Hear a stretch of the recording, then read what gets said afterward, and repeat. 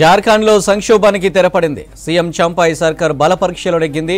సర్కార్కు అనుకూలంగా 47 ఓట్లు వచ్చాయి. ప్రభుత్వానికి వ్యతిరేకంగా 27 మంది ఓటు వేశారు. దీంతో విశ్వాస పరీక్ష నెగ్గినట్టు స్పీకర్ ప్రకటించారు.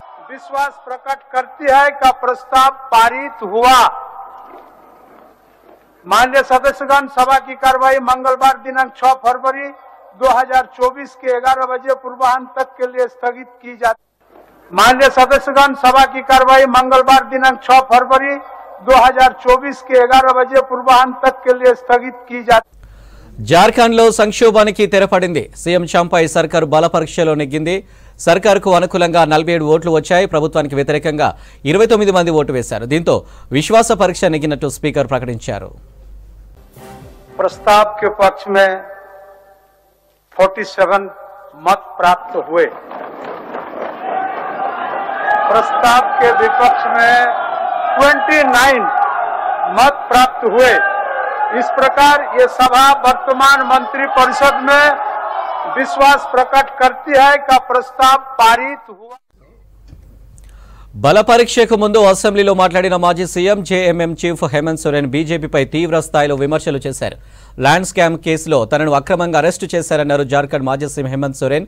ధైర్యం ఉంటే తన పేరు మీద భూమి రిజిస్టర్ అయిన ఆధారాలు చూపెట్టాలని డిమాండ్ చేశారు. ఆధారాలు చూపిస్తే రాజకీయాల నుంచి తప్పుకుంటానని సవాల్ చేశారు. తన అరెస్టు వెనుక రాజ్భవన్ హస్తం ఉందని ఆరోపించారు. అసెంబ్లీలో బల పరీక్షకు కోర్టు అనుమతితో హాజరయ్యారు హేమంత్ సోరెన్. తాను ఓటమిని అంగీకరించే ప్రసక్తే లేదన్నారు హేమంత్.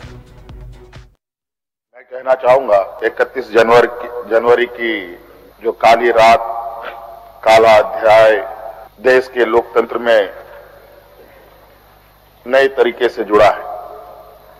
31 तारीख रात को देश में पहली बार किसी मुख्यमंत्री का गिरफ्तार हुआ हो, गिरफ्तारी हुई हो, मेरे संज्ञान में नहीं है।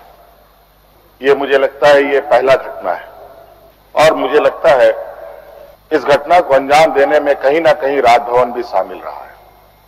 और जिस तरीके से ये घटना घटित हुई है, मैं बहुत आश्चर्यचकित हूं, इसलिए कि मैं एक आदिवासी वर्ग से आता हूं। नियम, कायदे, कानून की जानकारी का थोड़ा अभाव रहता है। बौद्धिक क्षमताएं अभी हमारे विपक्ष के बराबर हम लोगों की नहीं है, लेकिन सही गलत की समझ तो हर इंसान भी रखता है, हर जानवर।